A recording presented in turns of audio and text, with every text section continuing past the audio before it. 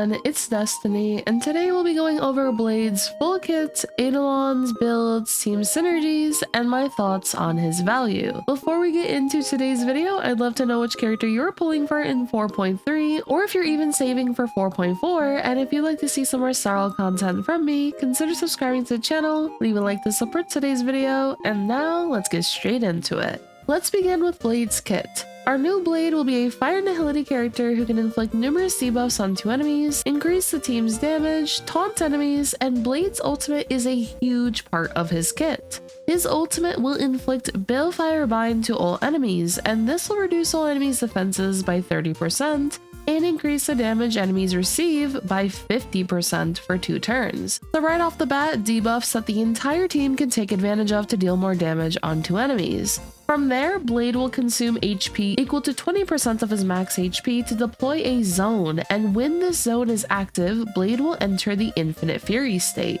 Now, as for what the Infinite Fury state does, this state will increase Blade's crit rate by 20% and crit damage by 60%, as well as enhance his basic attack, unlock his skill, and gain a new ultimate. So Blade will have a higher crit rate and crit damage thanks to the Infinite Fury state, and this is how you are going to be able to use his enhanced basic attack, unlock his skill, and have the ability to use his new ultimate. If you don't have the Infinite Fury state active, then his skill will be blocked off and you cannot use it. Additionally, when receiving a killing blow, Blade will not be knocked down. Instead, he will dispel the zone, exit the Infinite Fury state, and restore HP equal to 50% of his max HP. The Infinite Fury state will have a countdown that appears on the action order, which the countdown has a fixed speed of 70, and at the start of the countdown's turn, the zone will be dispelled and Blade will exit the Infinite Fury state. Something to note about Blade's ultimate is that if you use his ultimate again while in the Infinite Fury state,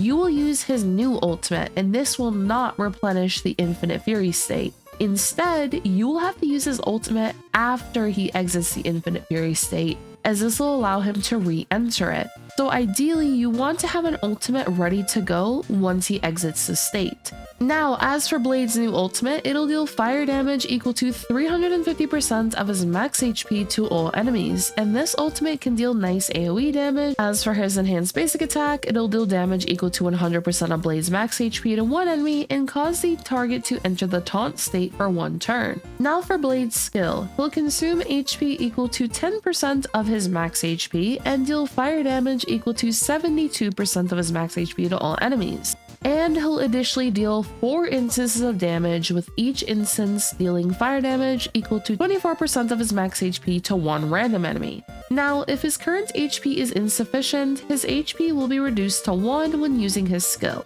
And as mentioned, while not in the Infinite Fury state, or when his current HP is 1 or lower, Blade cannot use his skill. Lastly, using the skill will not consume any skill points. Blade's skill will be another nice source of AoE damage. On top of Blade's new ultimate, skill, and enhanced basic attack, Blade also has a charge mechanic through his talent, which is very important for his playstyle. When the zone from his ultimate is active, after every attack an ally uses on an enemy, the Balefire Bind state will be inflicted onto that enemy, and this will grant 1 charge for Blade. This means that you'll have amazing uptime on the debuffs from his Balefire Bind state, as allies can reapply the debuff just by attacking enemies. And when it comes to his charge mechanic, when Blade reaches 9 points of charge and his current HP is more than 1, he will consume 9 charge, regenerate 25 energy, and Blade will use his skill 1 extra time, and this extra skill is considered a follow-up attack. This allows Blade to deal even more damage onto enemies and regenerate energy, which allows him to use his ultimate frequently within a fight. And through one of Blade's traces, while the zone is active, it'll increase his chance of being attacked by enemies, decreases the damage he receives by 50%, and increases incoming healing by 50% as well. And after being attacked, Blade will inflict the Balefire Bind state on the corresponding target, and this will also get Blade 1 charge. So not only will all ally attacks give Blade 1 point of charge, anytime an enemy attacks Blade, he will gain 1 point of charge as well. As for an additional perk of Blade's zone through his other trace, allies will deal 50% increased damage, and if there are other Nihility characters aside from Blade in the team, the ultimate damage dealt by allies will increase by 75% as well. This is great for characters like Acheron. Otherwise, the damage dealt by Blade will additionally increase by 75%. This trace provides a nice boost for the entire team on top of the debuffs that Blade can inflict onto enemies. As for Blade's next trace, he can accumulate up to 80 overflow energy, which you can see by this icon right here. And after using his ultimate, it'll clear this and regenerate a corresponding amount of energy. This is great for scenarios when you're holding off on using his ultimate, for example when an enemy summons his mobs or you're about to exit the Infinite Fury state. You won't waste as much energy with this trace by holding on to your ultimate. Additionally, when the battle starts or when the zone is dispelled, if your energy is below 75%, it'll immediately be regenerated to 75%. And when the energy is regenerated to the maximum, it'll dispel all debuffs from Blade. This helps with Blade being able to use his ultimate very early on in the fight and allows you to take advantage of all the benefits he provides. Overall, Blade has an amazing base kit when it comes to his debuffing capabilities, buffs he can provide the team, and even the damage output he can contribute himself. And when it comes to his playstyle, the main thing to keep in mind of is having his ultimate ready to go when you're about to exit the Infinite Fury state, as you do want to be in this state at all times, as this allows you to take advantage of the benefits from Blade's zone. His trace that allows him to hold onto overflow energy helps with holding onto his ultimate, and you can use Blade's ultimate multiple times before the Infinite Fury state does run out, as you'll be able to get energy often due to enemies attacking Blade, as well as him gaining energy when he uses the extra skill from his charge mechanic. So as a result, Blade can take advantage of his new ultimate multiple times before the Infinite Fury state runs out, and just make sure that when he does exit the Infinite Fury state, you have an ultimate ready to go to re-enter the state immediately. As for Blade's Eidolons, this further increases the benefits of his zone. With E1, when the zone is active, it'll decrease all enemies' ult-type resistance by 20%, and after using the extra skill from the talent, the Infinite Fury countdown will have its action delayed by 15%. This allows the team to deal even more damage onto enemies, and now the Infinite Fury state will last longer.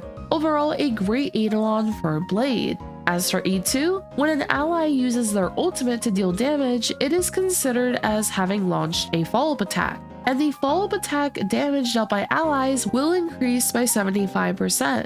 So not only will ultimates that deal damage be considered follow-up attacks now, Blade will also increase the follow-up damage dealt by allies as well. And on top of this, the upper limit of Blade's charge decreases to 7, allowing him to use his skill from his charge mechanic more often now. Another very powerful Eidolon for Blade. As for E4, the damage boost from his third trace will additionally increase allies' damage dealt by 50%. Lastly, for Blade's E6, as the zone persists, when Blade takes damage or consumes HP, he gains 1 charge. This effect can trigger again after any target's turn ends. The damage multiplier of Blade's new ultimate also increases to 150% of the original value. This Eidolon is great for gaining more charges, and now the damage multiplier of his ultimate will increase even further, allowing him to deal more damage. Now when it comes to building Blade, for his relics I would recommend using Mastersmith on Blade, which is a new set in 4.3,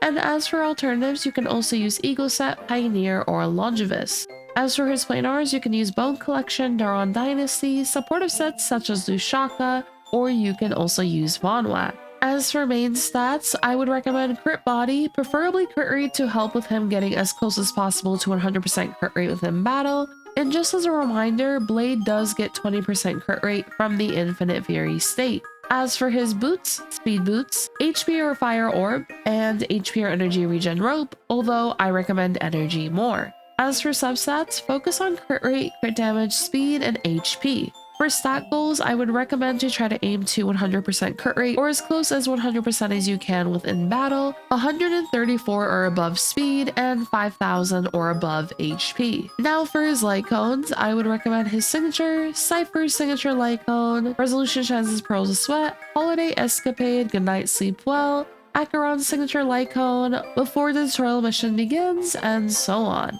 Something to note though is that some of these light cones do have a base chance of inflicting the debuff, so if you don't have any effect hit rate, then the chance of the debuff happening will be lowered.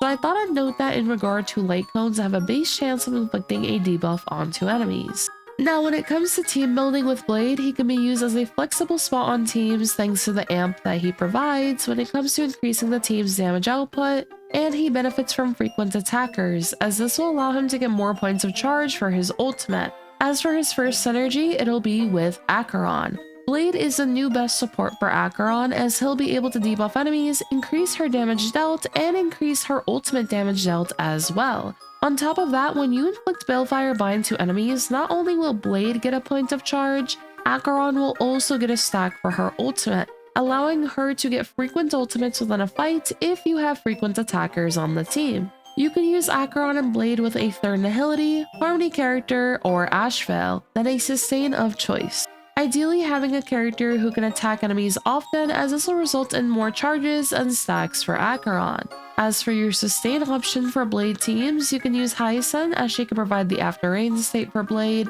and she can also attack often. Lingsha could be an option, as she can frequently attack enemies with her follow-up attacks. You can use Gallagher, Huohua for some teams, and so on.